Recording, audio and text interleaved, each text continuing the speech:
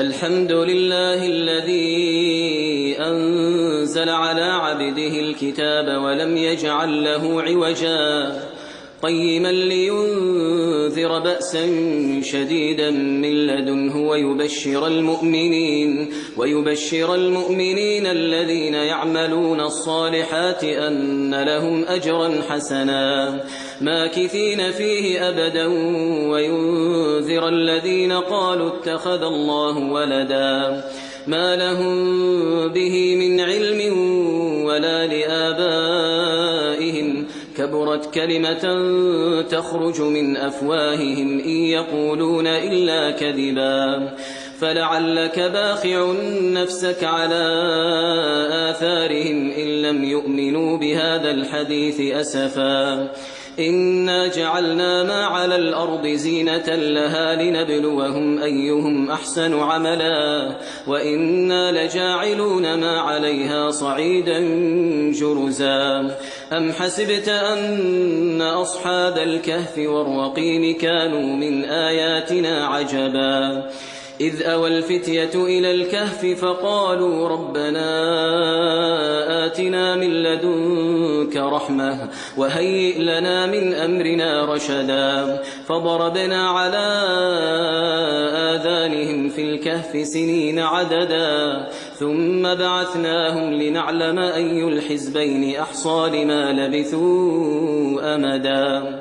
نحن نقص عليك نبأهم بالحق إنهم فتية آمنوا بربهم وزدناهم هدى وربطنا على قلوبهم إذ قاموا فقالوا ربنا رب السماوات والأرض لن ندعو من دونه إلها لقد قلنا إذا شططا هؤلاء قومنا اتخذوا من دونه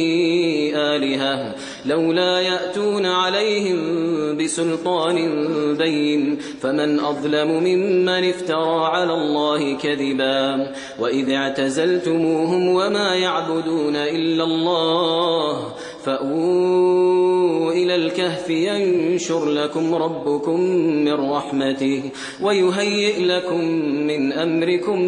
مرفقا وترى الشمس إذا طلعت تزاور عن كهفهم ذات اليمين وإذا غربت تقرضهم ذات الشمال وهم في فجوة منه ذلك من آيات الله من يهد الله فهو المهتد ومن يضلل فلن تجد له وليا مرشدا وتحسبهم أيقاظا وهم رقود ونقلبهم ذات اليمين وذات الشمال وكلبهم باسط ذراعيه بالوصيد لو اطلعت عليهم لوليت منهم فرارا ولملئت منهم رعبا وكذلك بعثناهم ليتساءلوا بينهم قال قائل منهم كم لبثتم قالوا لبثنا يوما أو بعض يوم قالوا ربكم أعلم بما لبثتم فابعثوا أحدكم بورقكم هذه إلى المدينة فلينظر أيها أزكى طعاما فليأتكم برزق منه وليتلطف ولا يشعرن بكم أحدا إنهم إن يظهروا عليكم يرجموكم أو يعيدوكم في ملتهم ولن تفلحوا إذن أبدا وكذلك أعثرنا عليهم ليعلموا أن وعد الله حق وأن الساعة لا ريب فيها إذ يتنازعون بينهم أمرهم فقالوا ابنوا عليهم بنيانا ربهم أعلم بهم قال الذين غلبوا على أمرهم لنتخذن عليهم مسجدا سيقولون 3 رابعهم كلبهم ويقولون 5 سادسهم كلبهم رجما بالغيب ويقولون 7 وثامنهم كلبهم قل ربي أعلم بعدتهم ما يعلمهم إلا قليل فلا تمار فيهم إلا مراء ظاهرا ولا تستفت فيهم منهم أحدا ولا تقولن لشيء إني فاعل ذلك غدا إلا أن يشاء الله واذكر ربك إذا نسيت وقل عسى أن يهديني ربي لأقرب من هذا رشدا ولبثوا في كهفهم 300 سنين وازدادوا 9 قل الله أعلم بما لبثوا له غيب السماوات والأرض أبصر به وأسمع ما لهم من دونه من ولي ولا يشرك في حكمه أحدا واتل ما أوحي إليك من كتاب ربك لا مبدل لكلماته ولن تجد من دونه ملتحدا واصبر نفسك مع الذين يدعون ربهم بالغداة والعشي يريدون وجهه ولا تعد عيناك عنهم تريد زينة الحياة الدنيا ولا تطع من أغفلنا قلبه عن ذكرنا واتبع هواه وكان أمره فرطا وقل الحق من ربكم فمن شاء فليؤمن ومن شاء فليكفر إنا أعتدنا للظالمين نارا أحاط بهم سرادقها وإن يستغيثوا يغاثوا بماء كالمهل يشوي الوجوه بئس الشراب وساءت مرتفقا إن الذين آمنوا وعملوا الصالحات إنا لا نضيع أجر من أحسن عملا أولئك لهم جنات عدن تجري من تحتهم الأنهار يحلون فيها من أساور من ذهب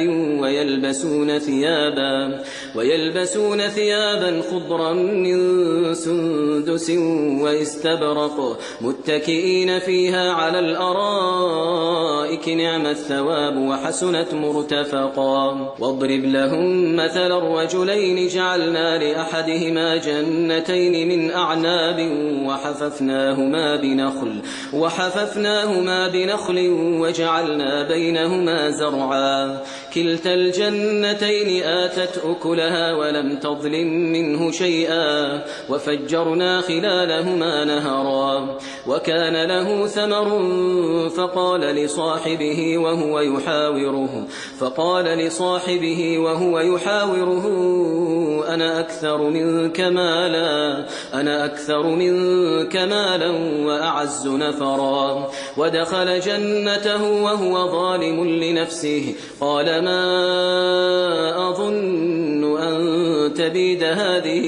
أبدا وما أظن الساعة قائمة ولئن رددت إلى ربي لأجدن خيرا منها منقلبا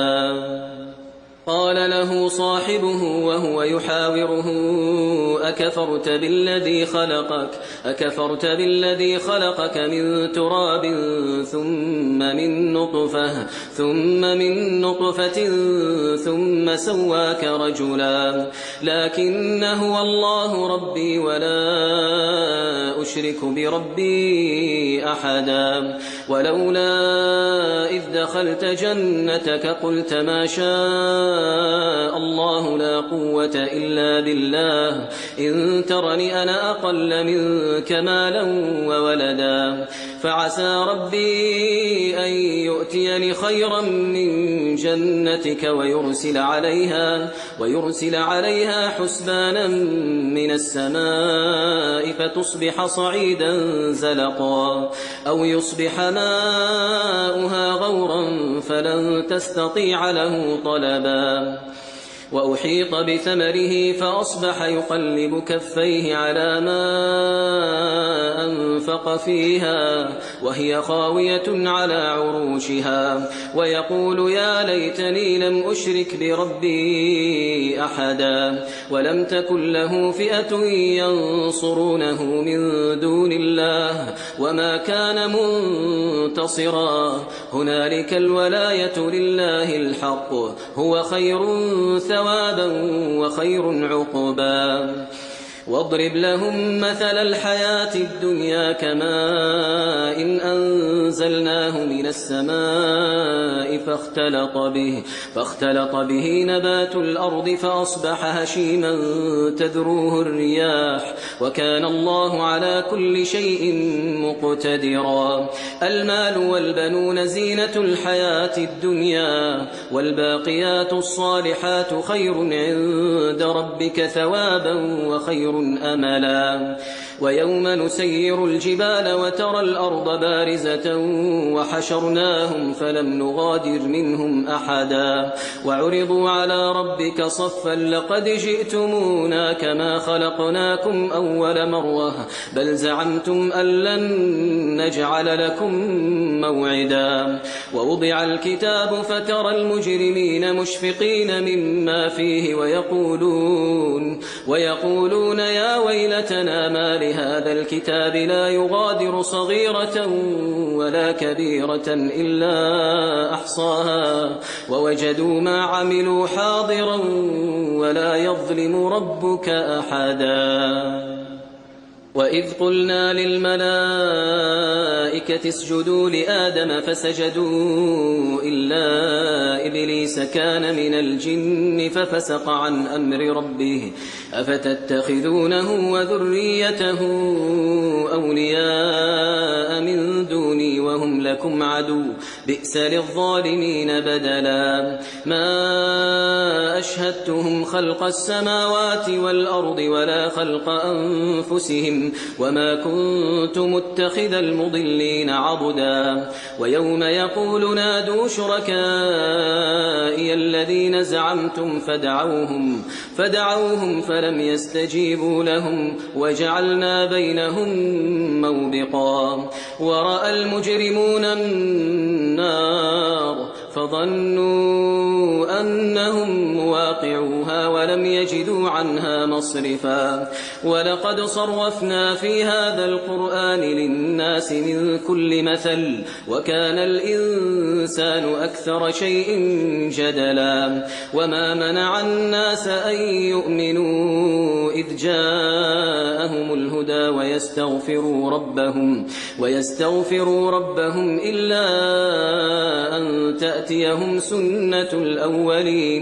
إلا أن تأتيهم سنة الأولين أو يأتيهم العذاب قبلا وما نرسل المرسلين إلا مبشرين ومنذرين ويجادل الذين كفروا بالباطل ليدحضوا به الحق واتخذوا آياتي وما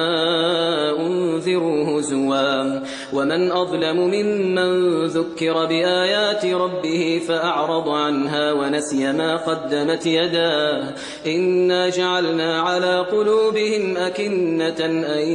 يفقهوه وفي آذانهم وقرا وإن تدعوهم إلى الهدى فلن يهتدوا إذن أبدا وربك الغفور ذو الرحمة لو يؤاخذهم بما كسبوا لعجل لهم العذاب بل لهم موعد لن يجدوا من دونه موئلا وتلك القرى أهلكناهم لما ظلموا وجعلنا لمهلكهم موعدا وإذ قال موسى لفتاه لا أبرح حتى أبلغ مجمع البحرين أو أمضي حقبا فلما بلغا مجمع بينهما نسيا حوتهما فاتخذ سبيله في البحر سربا فلما جاوزا قال لفتاه آتنا غداءنا لقد لقينا من سفرنا هذا نصبا قال أرأيت إذ أوينا إلى الصخرة فإني نسيت الحوت وما أنسانيه إلا الشيطان أن أذكره واتخذ سبيله في البحر عجبا قال ذلك ما كنا نبغي فارتدا على آثارهما قصصا فوجدا عبدا من عبادنا آتيناه رحمة من عندنا وعلمناه من لدنا علما قال له موسى هل أتبعك على أن تعلمني مما علمت رشدا قال إنك لن تستطيع معي صبرا وكيف تصبر على ما لم تحط به خبرا قال ستجدني إن شاء الله صابرا ولا أعصي لك أمرا قال فإن اتبعتني فلا تسألني عن شيء حتى أحدث لك منه ذكرا فانطلقا حتى إذا ركبا في السفينة خرقها قال أخرقتها لتغرق أهلها لقد جئت شيئا إمرا قال ألم أقل إنك لن تستطيع معي صبرا قال لا تؤاخذني بما نسيت ولا ترهقني من أمري عسرا فانطلقا حتى إذا لقيا غلاما فقتله قال أقتلت نفسا زكية بغير نفس لقد جئت شيئا نكرا قال ألم أقل لك إنك لن تستطيع معي صبرا قال إن سألتك عن شيء بعدها فلا تصاحبني قد بلغت من لدني عذرا فانطلقا حتى إذا أتيا أهل قرية استطعما أهلها فأبوا أن يضيفوهما فوجدا فيها جدارا يريد أن ينقض فأقامه قال لو شئت لاتخذت عليه أجرا قال هذا فراق بيني وبينك سأنبئك بتأويل ما لم تستطع عليه صبرا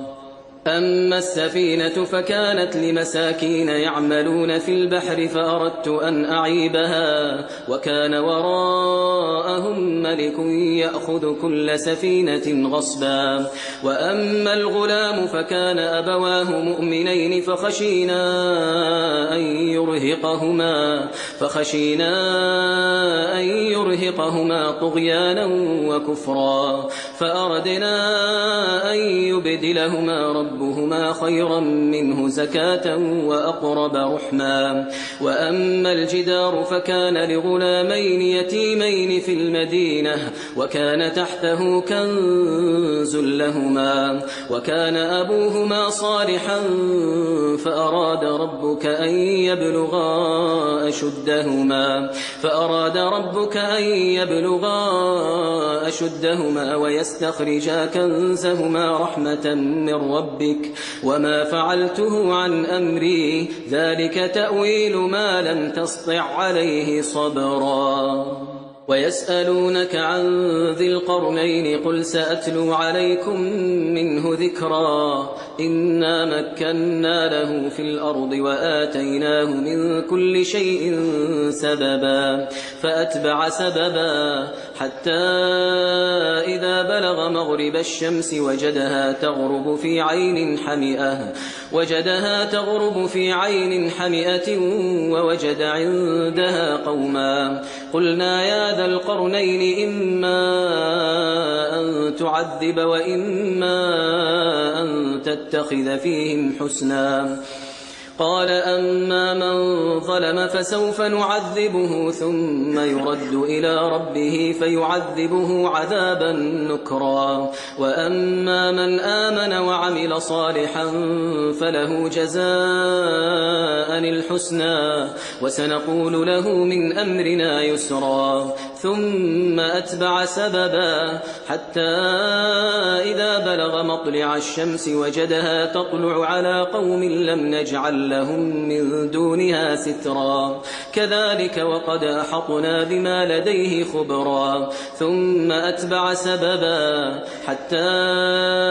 إذا بلغ بين السدين وجد من دونهما قوما لا يكادون يفقهون قولا قالوا يا ذا القرنين إن يأجوج ومأجوج مفسدون في الأرض فهل نجعل لك خرجا على أن تجعل بيننا وبينهم سدا قال ما مكني فيه ربي خير فأعينوني بقوة أجعل بينكم وبينهم ردما آتوني زبر الحديد حتى إذا ساوى بين الصدفين قال انفخوا حتى إذا جعله نارا قال آتوني أفرغ عليه قطرا فما استطاعوا أن يظهروه وما استطاعوا له نقبا قال هذا رحمة من ربي فإذا جاء وعد ربي جعله دكاء وكان وعد ربي حقا وتركنا بعضهم يومئذ يموج في بعض ونفخ في الصور فجمعناهم جمعا وعرضنا جهنم يومئذ للكافرين عرضا الذين كانت أعينهم في غطاء عن ذكري وكانوا لا يستطيعون سمعا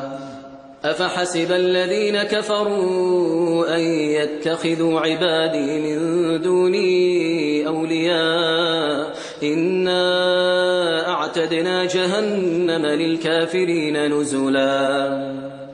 قل هل ننبئكم بالأخسرين أعمالا الذين ضل سعيهم في الحياة الدنيا وهم يحسبون أنهم يحسنون صنعا أولئك الذين كفروا بآيات ربهم ولقائه فحبطت أعمالهم فلا نقيم لهم يوم القيامة وزنا ذلك جزاؤهم جهنم بما كفروا واتخذوا آياتي ورسلي هزوا إن الذين آمنوا وعملوا الصالحات كانت لهم جنات الفردوس نزلا خالدين فيها لا يبغون عنها حولا قل لو كان البحر مدادا لكلمات ربي لنفد البحر قبل أن تنفد كلمات ربي ولو جئنا بمثله مددا قل إنما أنا بشر مثلكم يوحى إلي أنما إلهكم إله واحد فمن كان يرجو لقاء ربه فليعمل عملا صالحا ولا يشرك بعبادة ربه أحدا